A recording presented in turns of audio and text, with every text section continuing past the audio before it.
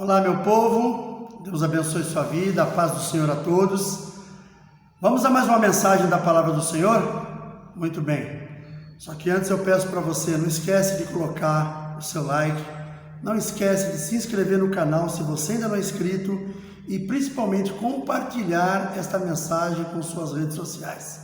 É muito importante que você faça isso para que nós possamos crescer na plataforma do YouTube e aí sim possamos semear mais e mais a palavra do Senhor.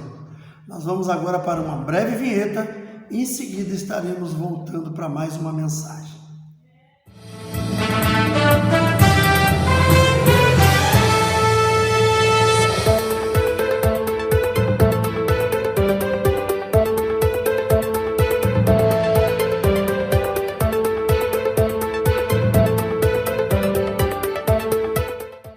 Muito bem, obrigado pela sua paciência, obrigado por você ter aguardado até aqui.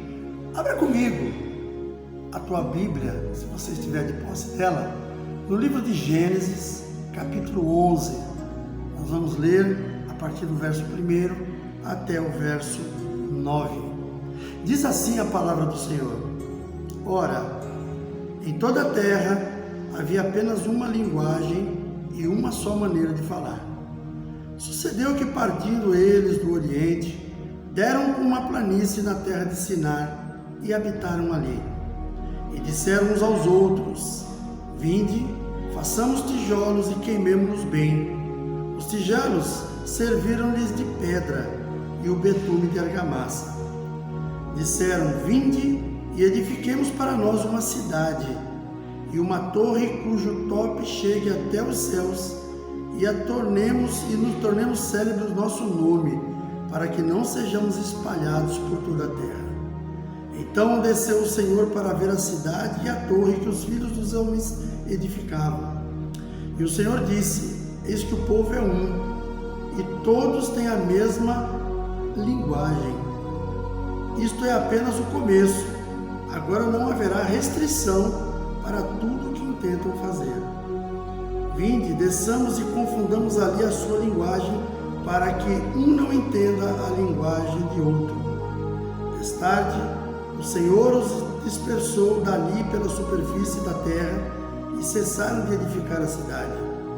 Chamou-se-lhe por isso o nome de Babel, porque ali confundiu o Senhor a linguagem de toda a terra, e dali o Senhor os dispersou por toda a superfície dela. Amém, queridos? Amados, nós vamos falar um pouquinho sobre unidade. Unidade, o que é isso? Unidade. Unidade é algo muito importante na nossa vida quando intentamos fazer alguma coisa. Ninguém consegue viver sozinho, ninguém consegue fazer nada sozinho. Nós ouvimos muitas vezes por aí pessoas usando uma certa soberba, bater no peito e dizer: eu não preciso de ninguém. Lamento informar que todos nós precisamos de alguém. Talvez aquele homem que tenha lá um poder aquisitivo maior, ele acha que ele não precisa de ninguém, mas ele precisa. Ele tem um funcionário que trabalha na empresa que atende a demanda dele. Ele tem um mecânico que arruma o carro dele, ele tem um pedreiro que faz o serviço de obra na casa dele, onde quer que ele esteja. Ele tem a pessoa que cozinha para ele, que mesmo que ele tenha muito dinheiro, ele pode pagar, mas precisa ter alguém para fazer. Ele tem a pessoa que traz a mercadoria na casa dele quando ele compra. Então ninguém pode dizer que vive independente de qualquer outra pessoa.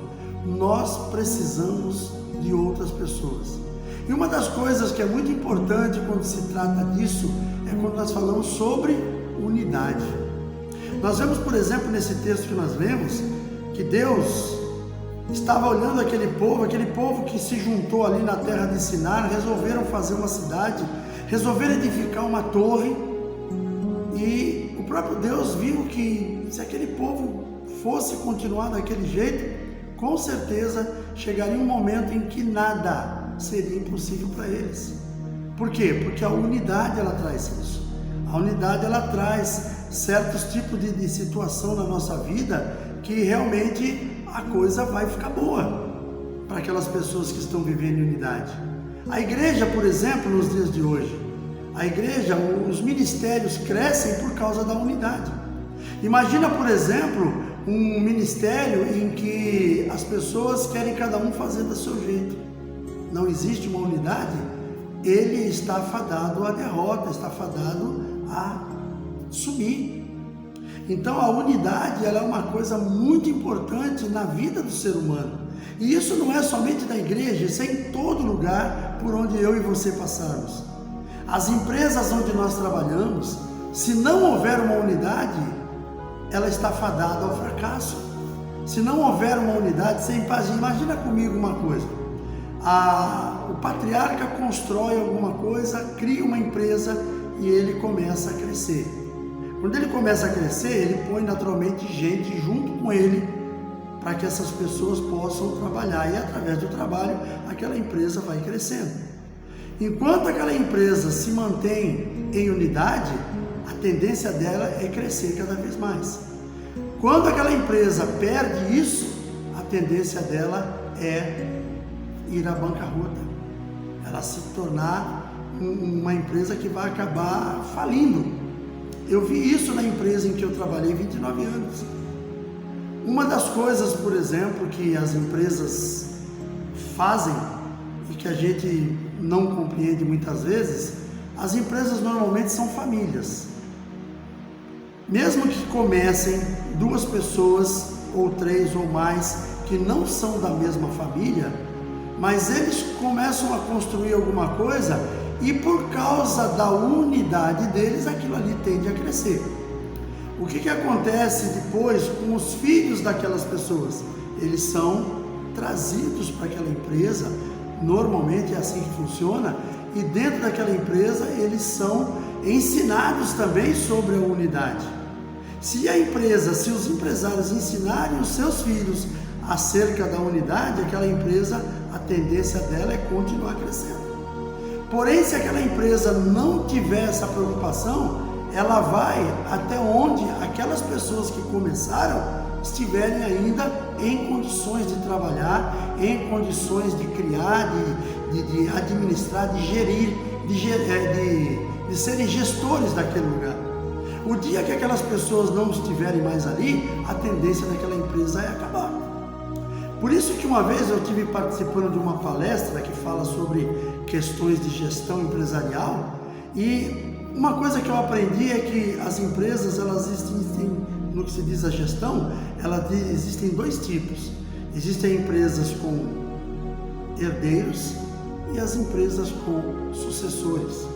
As empresas com herdeiros é aquela que, quando o patriarca não pode mais dar continuidade, os herdeiros que foram criados naquela empresa, cada um pega a sua parte do bolo e vai embora, e a tendência da empresa é acabar.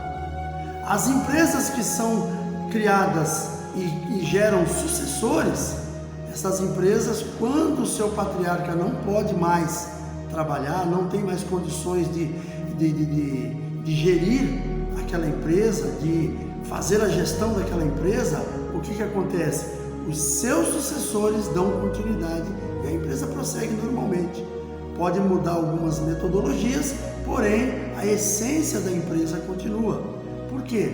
Porque ela se tornou uma unidade. Assim é a igreja do Senhor, assim é o povo de Deus. Por que nós estamos até hoje aqui pregando a palavra, ensinando? Por quê? Porque lá no começo, lá no passado, lá no Velho Testamento, no Novo Testamento, quando a igreja começou, alguém veio trabalhando para que a igreja fosse continuada. Os nossos irmãos que foram ensinados por Jesus, eles deram continuidades, eles morreram martirizados, mas eles deixaram sucessores. Estes sucessores vêm até os nossos dias. Hoje as nossas igrejas, os nossos ministérios não são diferentes. Se não tiverem sucessores, a tendência amanhã é terminar. Se não tiver uma pessoa para dar continuidade, a tendência é terminar. Então a unidade é algo muito importante para nós como homens, como servos de Deus, dentro das nossas administrações das igrejas. E isso precisa ser levado muito a sério. Precisamos entender que a unidade no meio do povo de Deus, ela é algo de suma importância. E isso realmente é muito importante para que a igreja continue. A unidade, ela precisa ser primeiramente uma decisão. Eu tenho que decidir a respeito da unidade dentro daquele contexto em que eu vou estar envolvido. Um ministério, ele não consegue progredir se não houver uma unidade. Eu falo do ministério em que eu estou envolvido. O ministério que eu estou envolvido, eu posso dizer para os irmãos, ele é um exemplo de unidade. Existe uma rotatividade, infelizmente, em todo lugar existe. Existe uma rotatividade porque houveram pessoas que começaram aqui dentro deste ministério, que foram criados dentro do ministério ou que foram enxertados dentro do ministério através da frequência nos cultos, que foram pessoas que se compreendeu que eram pessoas de valor. Essas pessoas vieram fazer parte do ministério na questão pastoral e essas pessoas mais tarde acabaram de alguma forma não compreendendo a questão que envolve a unidade desse ministério e acabou se desviando para o outro lado, foi cuidar da sua vida, foi abrir seus próprios ministérios, mas a gente sabe que no geral o ministério que eu faço parte, ele é muito bom nessa questão da unidade. Apesar de que muitas vezes algumas coisas acontecem pelo meio do caminho, alguns tropeços pelo meio do caminho, pessoas acabam saindo e indo cuidar do seu próprio ministério, ou alguns até desistem, porque entenderam que não era a sua chamada, mas no geral, essa unidade, ela tem feito com que o ministério tenha crescido. E essa unidade, ela é uma decisão nossa, é uma decisão minha. Quando eu cheguei nesse ministério, eu não sabia que um dia eu chegaria à condição de pastor, mas eu compreendi o que representava a unidade dentro desse ministério, eu me aliei à sua gestão, vamos dizer assim, e eu fui trabalhando em função disso, até chegar o dia que eu acabei, como eu falo, eu não tinha essa intenção, mas Deus me trouxe esse ministério na minha vida, eu entendi o meu chamado, me tornei pastor desse ministério e hoje eu luto para que ele cresça. Eu aqui na minha parte, na igreja que ele me colocou para dirigir, que o ministério me determinou, e juntamente com outros pastores a gente vai lutando para que o ministério continue crescendo. Então nós precisamos estar juntos nessa questão da unidade. E como eu falei, a unidade é uma decisão. Eu decido fazer parte desta unidade. Porque já havia no início alguém que havia começado e pessoas foram chegando. Uma outra coisa muito importante no que se diz respeito à unidade. A unidade tem que ter a mesma visão. Um povo que tem a mesma visão, ele é uma unidade. Ele tende a crescer. A gente vê aqui, quando nós lemos aqui sobre a Torre de Babel, aqueles homens, eles estavam com o mesmo objetivo. Primeiro, se manter naquele mesmo lugar, construir uma cidade ali.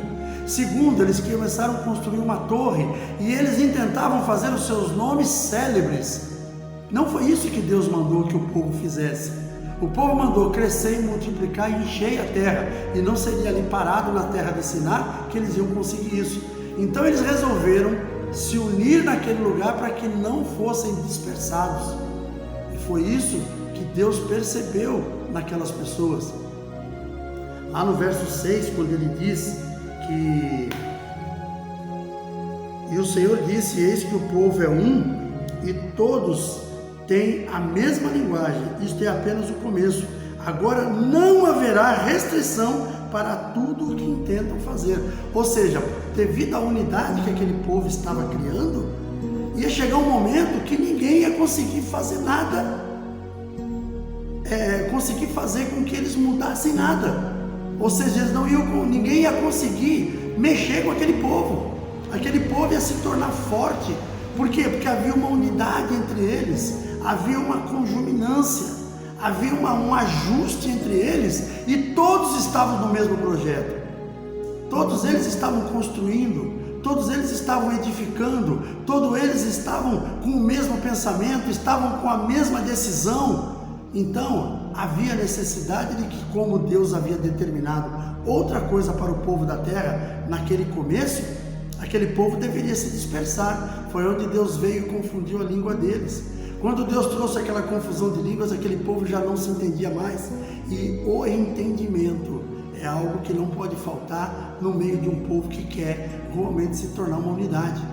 Nós temos que tratar dos nossos assuntos com harmonia. Nós precisamos sentar, conversar. Por mais que eu seja contrário a alguma coisa, mas eu não posso perder a essência do geral.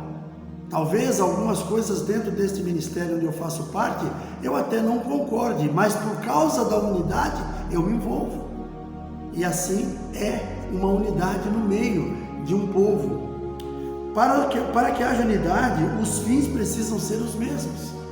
Nós precisamos ter algo, por exemplo, o ministério que eu faço parte, nós temos células. Nós somos um ministério em células.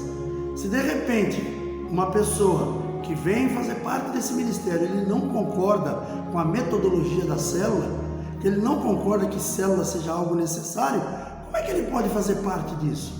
Ele tem que estar na mesma visão.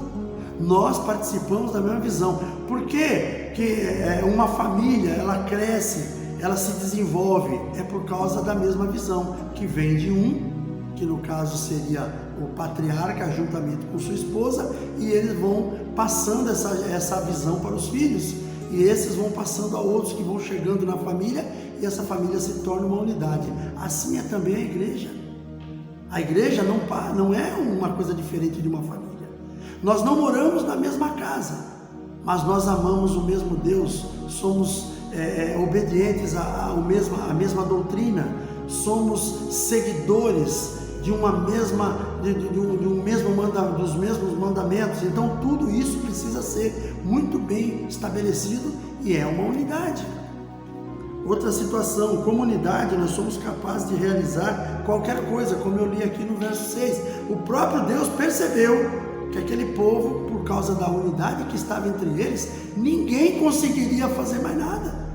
Tudo que eles quisessem fazer, eles seriam capazes de conquistar. Por quê? Por causa da unidade. A unidade é algo que na vida do homem, na vida da igreja, não pode faltar. Quando eu falei da empresa, se uma empresa construída, se ela não tiver, o dia que ela perder a unidade, ela se dissolve. A igreja, o dia que ela, de alguma forma, ela perder a unidade, ela acaba se dividindo. Por que acontecem muitas seitas? Por causa justamente da falta da unidade em alguns lugares.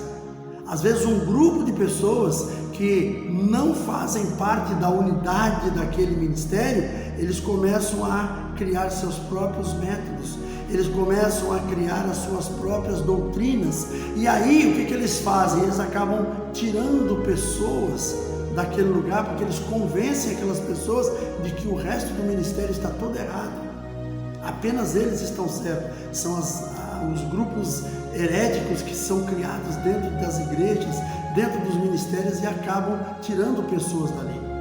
Nesse ministério onde eu estou estabelecido, e mais precisamente nesta igreja que Deus me colocou para dirigir um grupo de pessoas, para pastorear um grupo de pessoas, eu perdi vidas aqui que foram levadas para outros ministérios que na realidade são heresias, são seitas que eles criaram. Não foi aqui que foi criado isso, foi dentro de um outro lugar, conheceram pessoas daqui e acabaram levando. Por quê? Porque as pessoas se deixaram levar. As pessoas talvez às vezes entendem que o outro lado é melhor. Tem um jargão que nós falamos, que sempre as pessoas falam, né, que a grama do vizinho sempre é mais verde, o filho do vizinho é sempre mais bonito, a filha do vizinho é sempre mais bonita, e nós esquecemos de olhar para dentro de nós mesmos, aquilo que nós construímos. Há um tempo atrás, não vou dizer anos atrás, mas deve ter um ano e pouco, nós perdemos uma família, tem um pouco mais de tempo, que foi dirigir uma outra igreja num outro lugar. Depois, mais tarde, soubemos que essa família estava envolvida com uma seita, e ela conseguiu tirar uma pessoa daqui, e essa pessoa que foi, falou que lá ela gostava dos estudos, e aqui nós temos tudo isso, mas a pessoa nunca se interessou. Então é aquilo que eu falei, a grama do vizinho é mais verde que a nossa. Então as pessoas se iludem com isso, e isso quebra a unidade numa igreja. Quando uma igreja, quando um ministério, quando uma empresa, ela começa a ter essas divergências dentro dos seus gestores, dentro do seu corpo pastoral, no caso da igreja, eles se dissolvem. Eu glorifico a Deus pelo ministério que eu faço parte, porque apesar de todas as coisas que eu já vi acontecer nos últimos 20 anos que eu estou aqui, mas a igreja tem se fortalecido, porque a gente entende que aqui não é algo feito para homens, mas é feito para Deus, dirigida pelo Espírito Santo que está sobre as nossas vidas. Então tudo isso é muito importante. Uma das coisas que também acaba com a unidade é a vaidade. Vaidade não combina com a unidade. A questão, por exemplo, de pessoas que estão às vezes dentro de um ministério, vamos lá assim, vamos simplificar para dentro de uma igreja. Às vezes tem pessoas ali que por causa da sua vaidade, ela acha que ela é melhor do que esse ou do que aquele. E ela muitas vezes, por causa daquilo ali, ela começa a contaminar outras pessoas. E ela acaba quebrando a unidade. Se isso não for quebrado no meio do caminho, essa pessoa corre o risco de sair dali, daquele lugar onde ela está, e levar outras pessoas. E quando leva essas outras pessoas, você não sabe o cuidado que vai ter lá. O que vão fazer com essas outras pessoas? Eu já vi pessoas saírem de ministérios, se associarem a outros e depois ela sumir de cena. Por quê? Porque perdeu-se a unidade, aquela pessoa saiu da unidade da igreja, aquela pessoa saiu da unidade do grupo em que ela estava, porque muitas vezes ela acha que aquilo para ela não é bom, ela vai procurar um lugar melhor, onde ela possa talvez ali colocar a sua posição, a sua visão, e isso acaba se tornando vaidade na vida da pessoa. Então a vaidade não combina com a unidade.